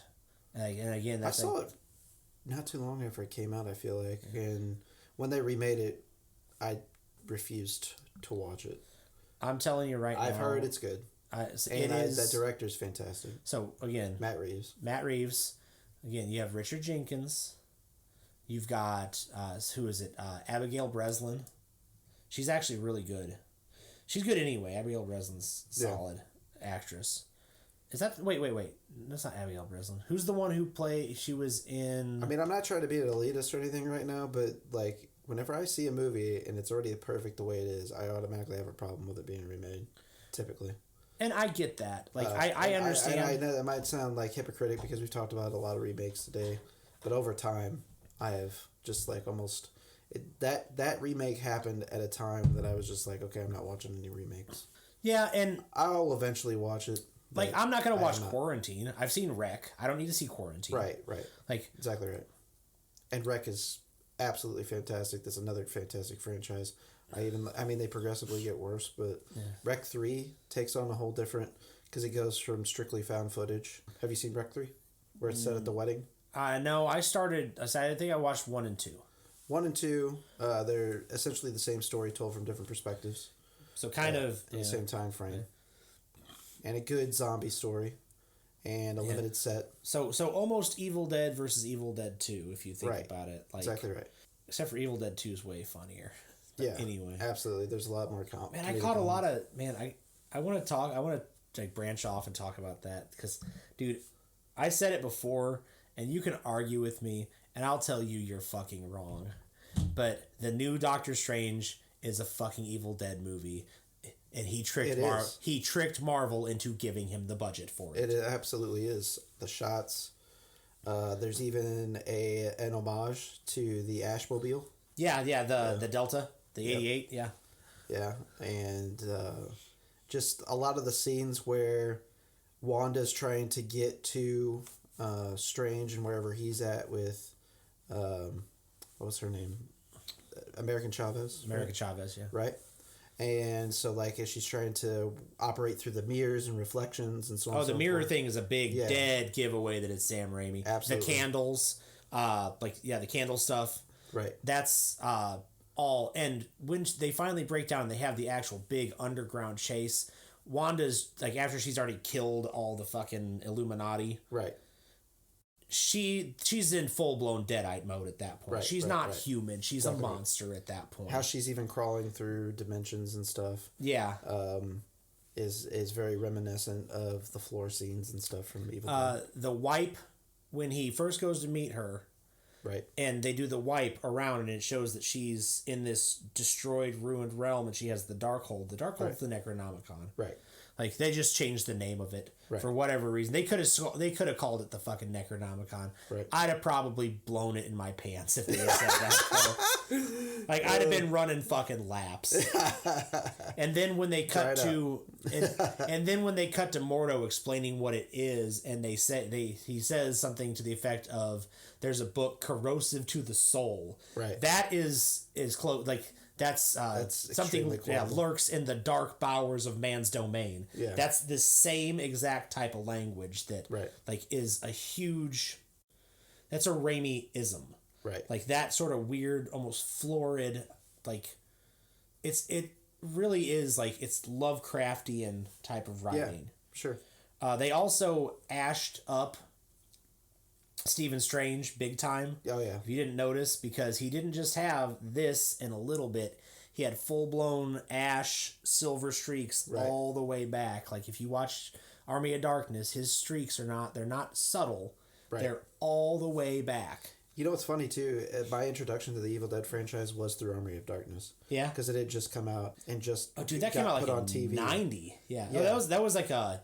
That's like Beastmaster, man. That was like a 92, like that was and a then I had to work my way staple. backwards, Yeah. and then watch. Oh yeah, so good luck whenever with I was that. starting to, because it was like, not that I loved it still, everything first watch. Oh, he is But so it extra took sassy in that movie. It took though. me off guard because I was just like, how is this the same movie, franchise, jumping back to one from having seen Evil Dead. Well, I think that Army of Darkness first. So Evil Dead, the OG Evil Dead is the student film. Right. More or less. I mean, I know that they did the Evil one before, the In the Woods Evil or whatever Dead, it was.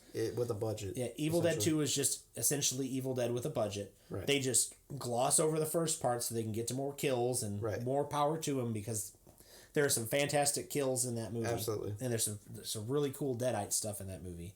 And then you get to the third. Yeah, that's when it starts getting campy and stuff too, where he has to cut off his hand and stuff in the shed. But that all comes from that, like Raimi and Bruce Campbell, like being first off lifelong buddies, right? Like, and like that's like all the campy and slapstick. That's Three Stooges. Like they love the Three Stooges. Right. Both of them do.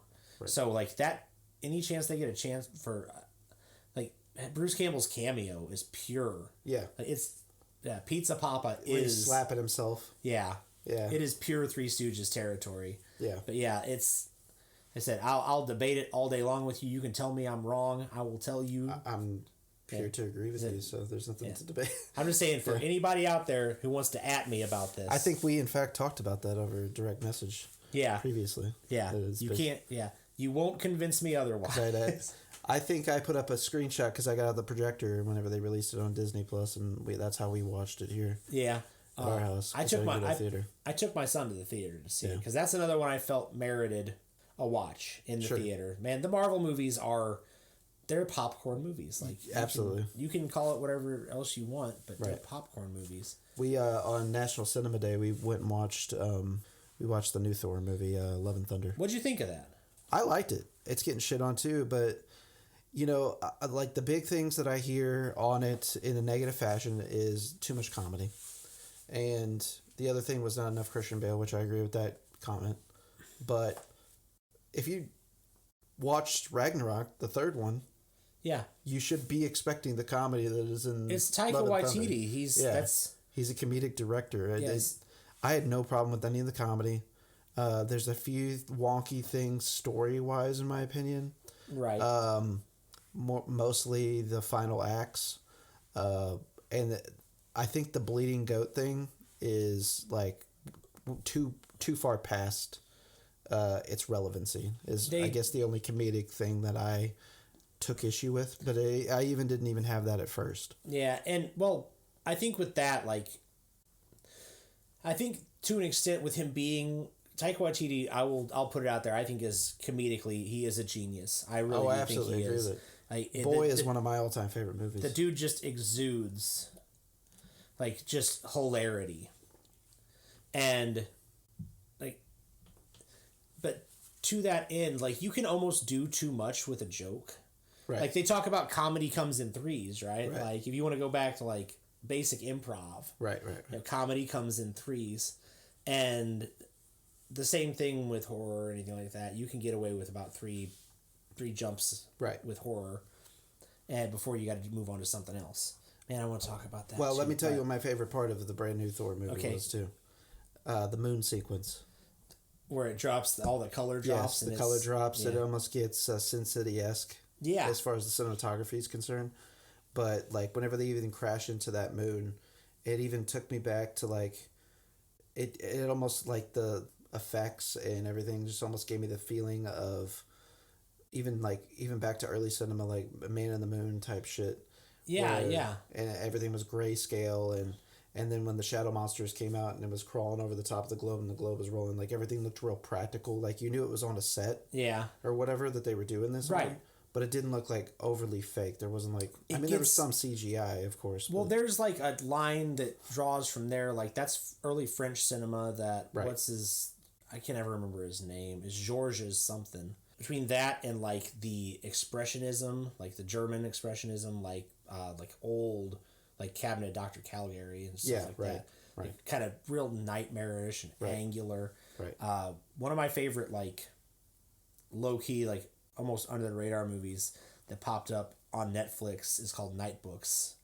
And it's, man, I love that movie so much. I talked about it on my Instagram. Like, it's a synopsis. Like, we'll finish talking about Thor. If you want to talk about Night Books, we can too. But no, I just wanted to mention my favorite part of the new Thor movie. Oh, Thor is fantastic. There was something they did that I thought was really, really clever though, and it was never like, they do this in movies, and then they will follow up. Like, you'll see a character whisper something to someone else. This got me at the end so bad. Yeah. Like, I got so dusty at the end of that freaking movie. Yeah. When they show Jane and she's laid out and she's dying, and she Yeah. leans in and she whispers something to him, and he just kind of laughs, and you see he's still crying, and they never come back and tell you what it is, because it's just, it's personal between them. Right. Like, I thought that touch was brilliant. I really did. I got the same way. And yeah, that's good. And you just talk about right now just gave me like a little bit of a shiver. Yeah. Dude, I get goosebumps talking about stuff like that. Like, I was so surprised that they pulled that out, because I fully expected them to be like, what'd she say to you? I read in an interview, they asked what was said there, and they said it was personal between us. Mm-hmm. Like, it was an actual moment that they had that they left in That's the like their lost in translation thing. Yeah. Like, yeah. Right. Which is a weird thing to pull in to this Marvel movie. That or... was it? They did that on Community. I've said a couple of Community things, but when Donald Glover left the show and they were having his exit and he's talking to Abed comes up and whispers something to Abed before he leaves. And he asks him what he said, and he says, "I know you hate this, or you know you hate it when people do this in movies." That's hilarious. But it's the way that they play it. Yeah. It's so sad.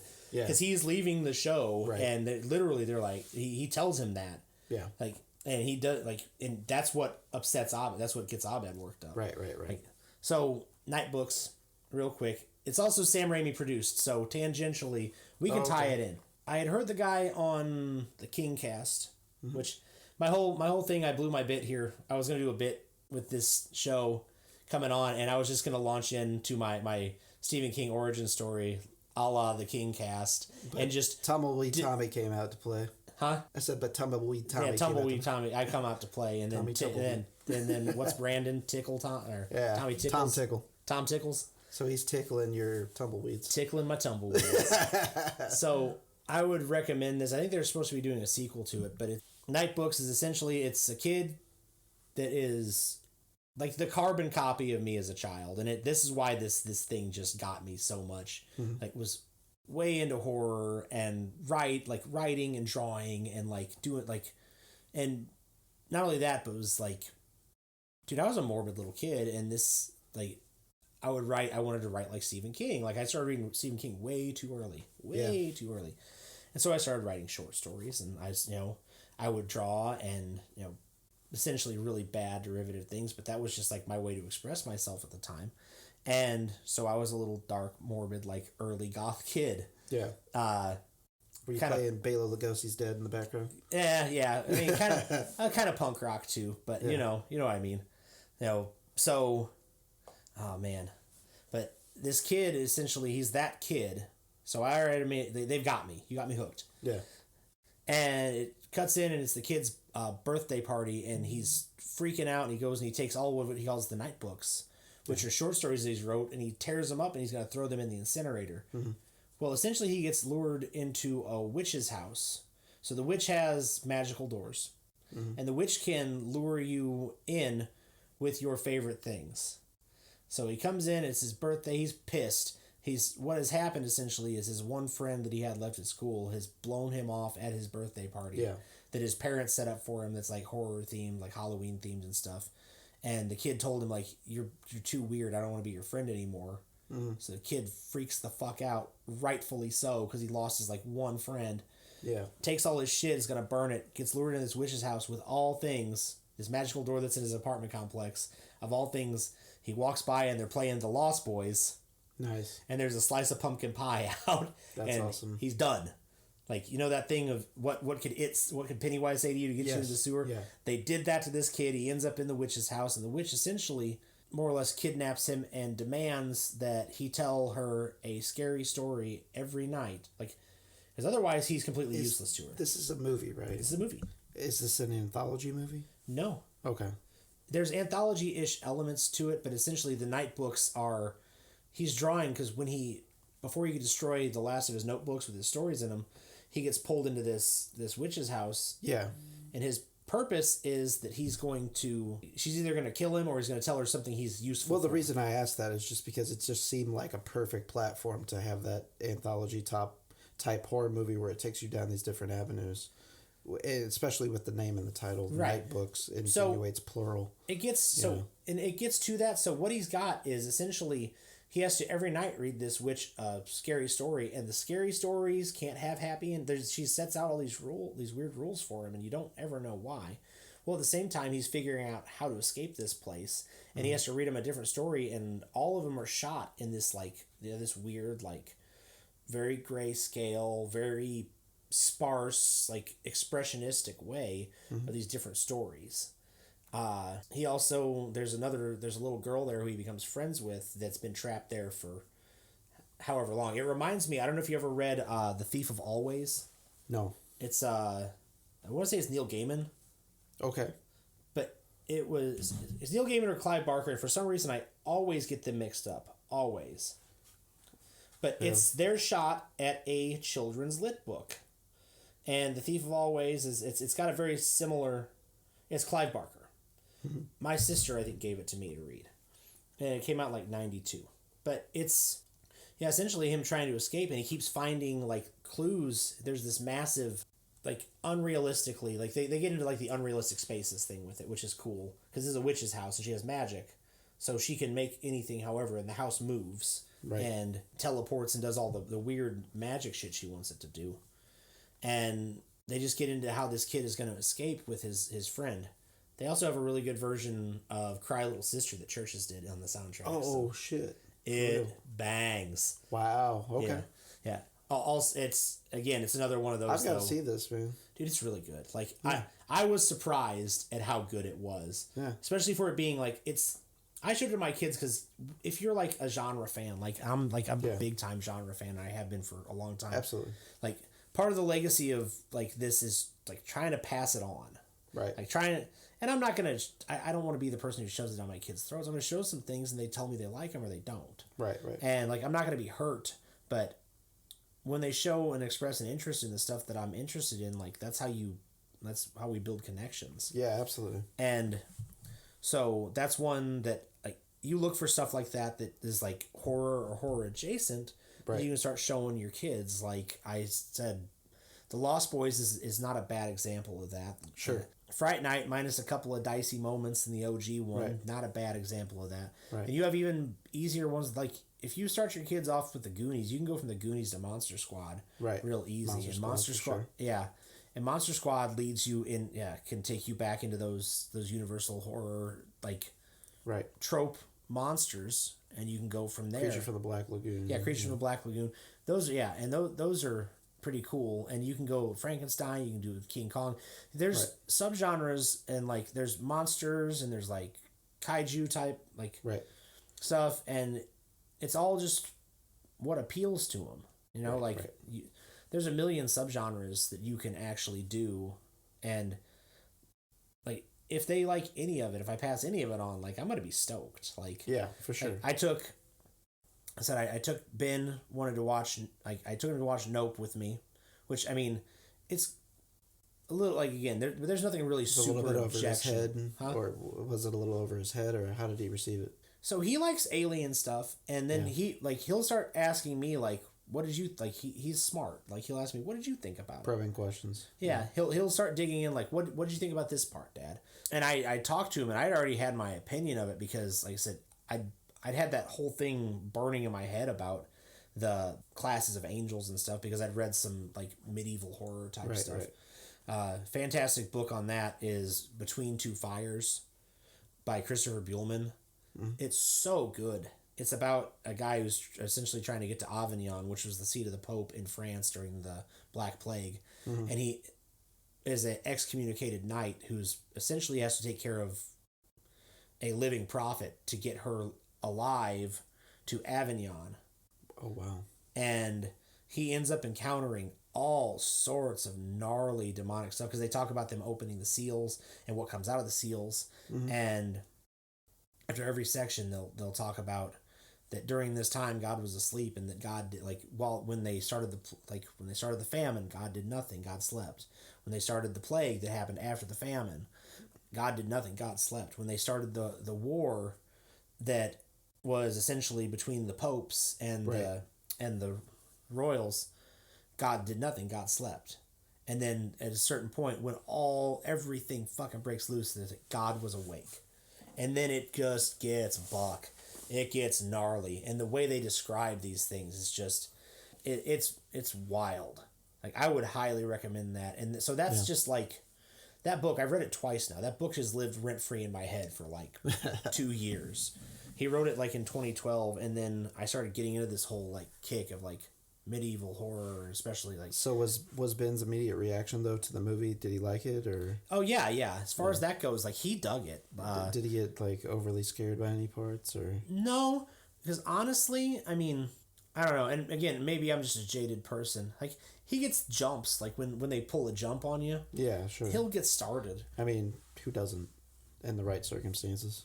You gotta hit it right. That was my favorite thing, was because I took him to watch The Thing, and I took him to watch Jaws. Yeah. And man, because I know all of those jump scares. My dad used to do this to me, and I fucking hated it. And I would do it to my kids in a heartbeat. Yeah.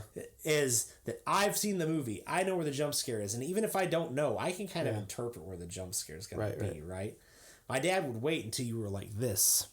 And like really watching that fucking thing. And he would come up, and as soon as that jump scare hit, grab it. Yeah. And you would come up. My mom told that they had a neighbor kid that they were watching a movie with, and when I was little, they were watching Nightmare on Elm Street on Laserdisc. That's hilarious. And he knew where one of the jump scares was in it, and that kid was curling up tighter and tighter and tighter on the couch into a ball, had his legs up under him. And my dad knew where that jump scare was, and he stepped out and came back in, and right when it happened, he said that kid went backwards completely over the couch. That's hilarious, dude. It's fantastic. I don't know if I would do it in the theater.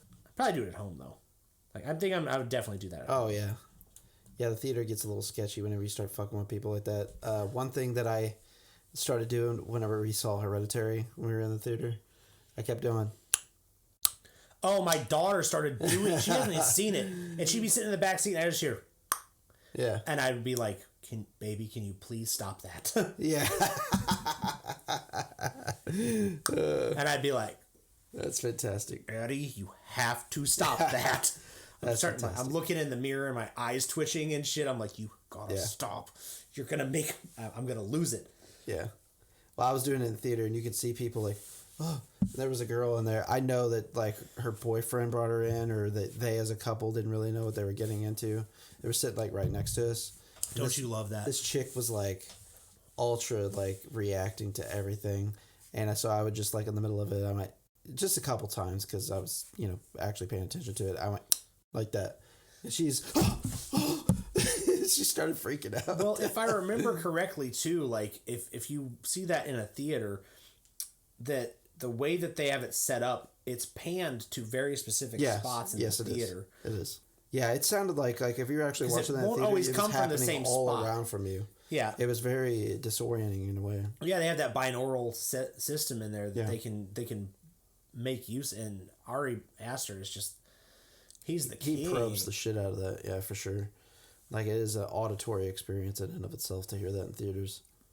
Dude, I went and saw I saw me and Brad were gonna go see Midsummer together, and Brad I think was coming back from vacation and his flight got delayed.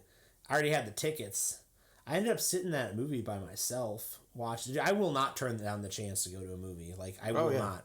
I remember when I was 18 or when I was 9, after I broke my jaw, I had to go to those orthodontist appointments because my jaw was wired shut.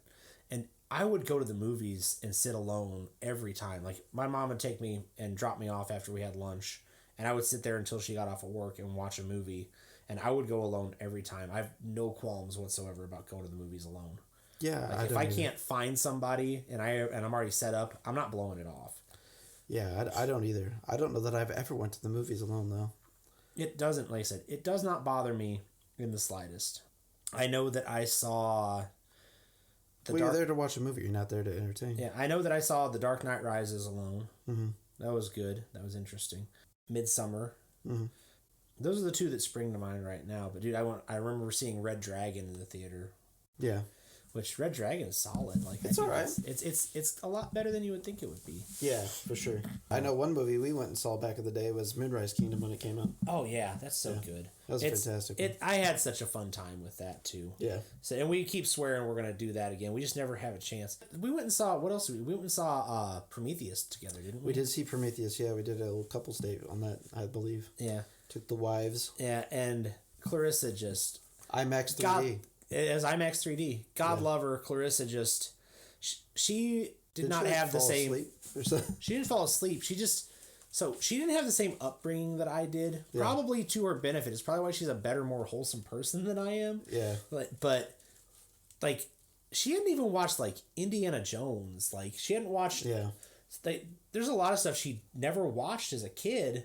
Like, that I just took for granted. I'm like, you never watched a Star Wars movie? Right. You never watched Indiana Jones. You never watched... I had actually never watched any Star Wars movies until the prequels came out. And it was only after that was already... I didn't see any of them in theaters. Oh, man. I saw them, like... I watched them all, like... The Force Awakens looked good to me when it was about to come out. So I was like, I'm just going to watch all these from start to finish. I mean, I had seen them pieces on TV. That doesn't count for me.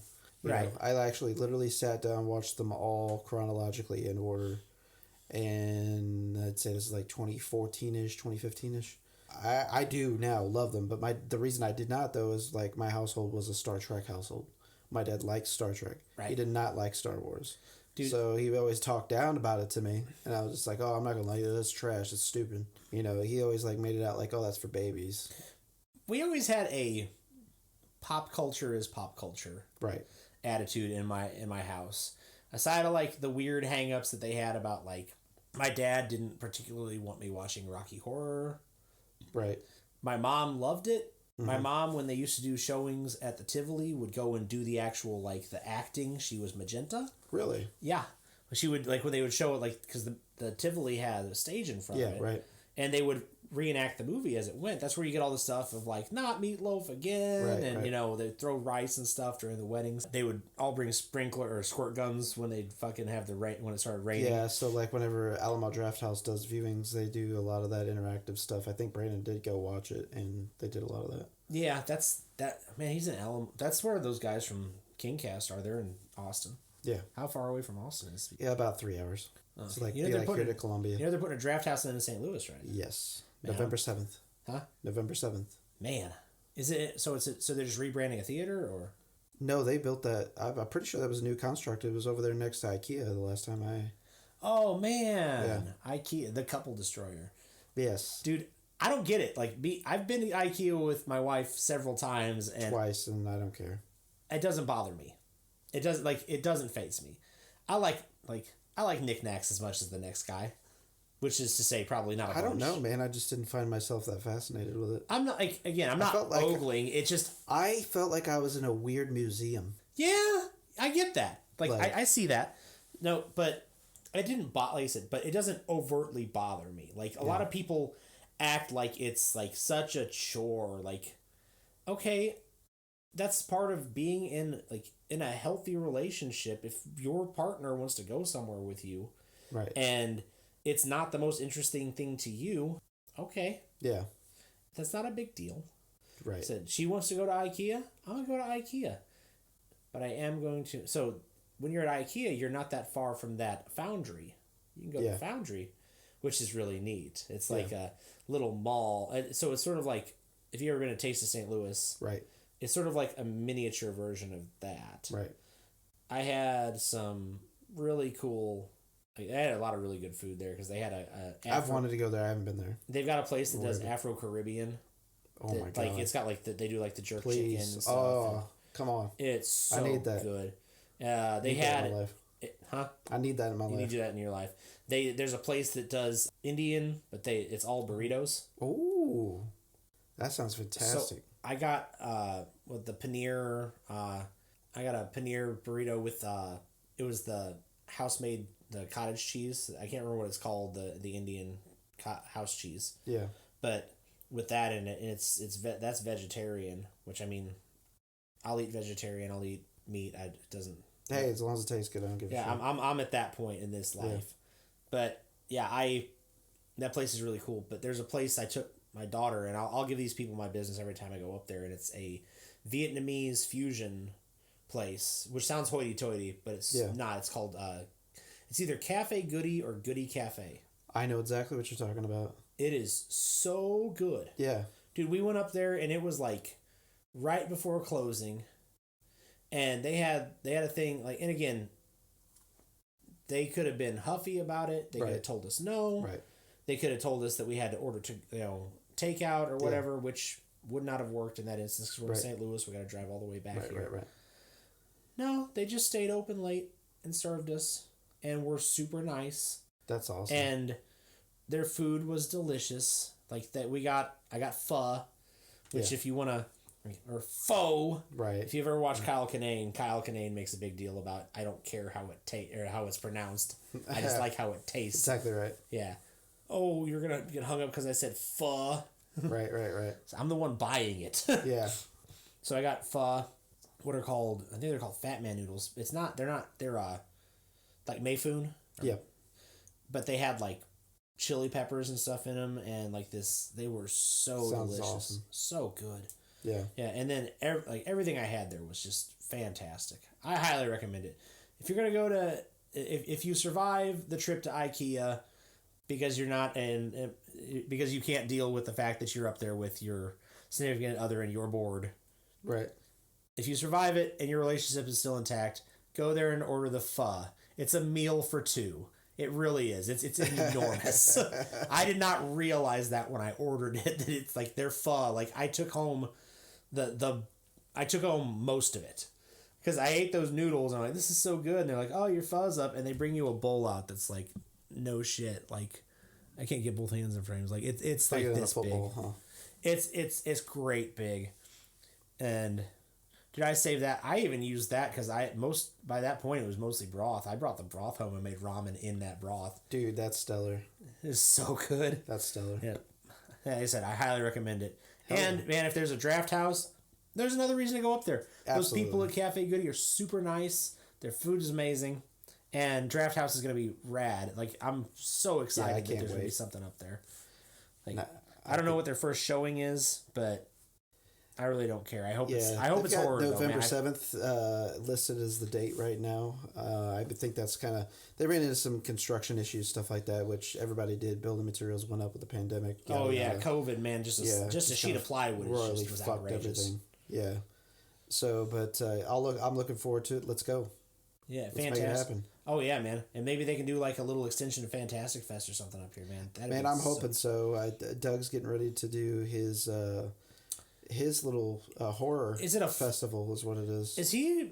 I know he's got his coming out. That's the What We Do with the Others. What happened to the others? Yeah, what happened to the others? Yeah. Is that a full length or is that a short? It's a short. I say he's been working on that. 7 to 10 minutes long. I worked with Doug on a short years ago, and it was like we were just trying to make a zombie thing, right. And it was fun, but I don't know if it ever saw the light of day.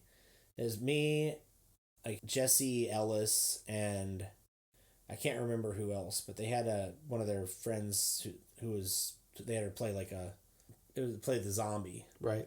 And I ended up like doing some technical work, like some I guess like grip work and stuff like that.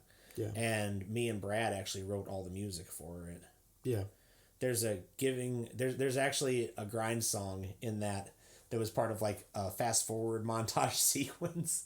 That's funny. And it was something, the effects, I can't remember exactly what the lyrics were other than the end of it was I was screaming for Doug Wicker to give me back my book or something like that. Or, yeah, give me my book back, or give me my book, Doug Wicker. We did it was a grind song. It was full blown. Right. Like AC or like Agrifork Nosebleed, like full blown grind song. And I was just screaming my guts out on it, and that was like, that's all I remember is that there was a break, and there was no bass player because we said, man, Discordance Axis doesn't use a bass player. Yeah, right. We don't need a bass. AC doesn't use a bass player. Right. Pig Destroyer doesn't use a bass player. Right. And that's literally like there's a section right before the big break at the end, and it's just me talking. And I was like, man, if Seth Putnam doesn't need a bass player, neither do we. Right. And funny. It just jumps into me screaming about Doug giving me back something. I don't remember what it was. If it's a book, I have forgotten what book it was. Yeah. Him? You know a lot of times I'm calling him out. I'm calling him out. Call him out. I remember it now. Doug has my copy of From Hell. Oh, shit. For real? Yeah, I bought the graphic novel. You got to get that back. Copy then. of From Hell. Yeah, he might also have one of my H.P. Lovecraft anthologies, but I've since replaced those. Oh, my goodness. Yeah, I want my copy. You got to get From Hell back for sure. Well, Joey, I appreciate you coming on the show. Well, yeah, I'm glad to have been here. And, it's been too long. Yeah, I know, man. Like, sometimes it takes a reason to get back together. You know what I'm saying? It does, man. I had fun. I love seeing you guys. Like, I love seeing you and Ridge and Brandon, and Pam's a blast. She's such a great host when I'm around her. Pretty good old bird. Your kid, yeah, she's a pretty good old bird. And so your kids are great, man. I look forward, if this doesn't bore everybody to sleep, I look forward to being able to come back at some point. Absolutely, man. Yeah. We'll make a more linear thing, so I don't have a chance to ramble so much. Absolutely, yeah. All right, man. Yeah, appreciate it, man.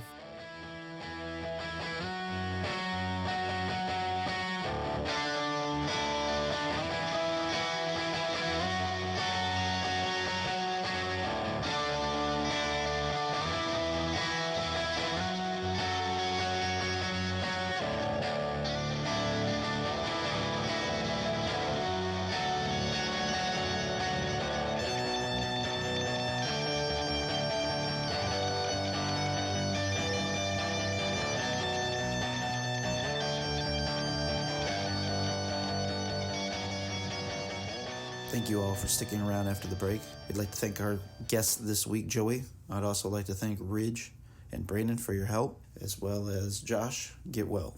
Next week, we're going to have Jason Asbury. Jason's coming back to the show. Jason is of Bastard and Storm Ruler. Storm Ruler's got a lot of cool things in the works.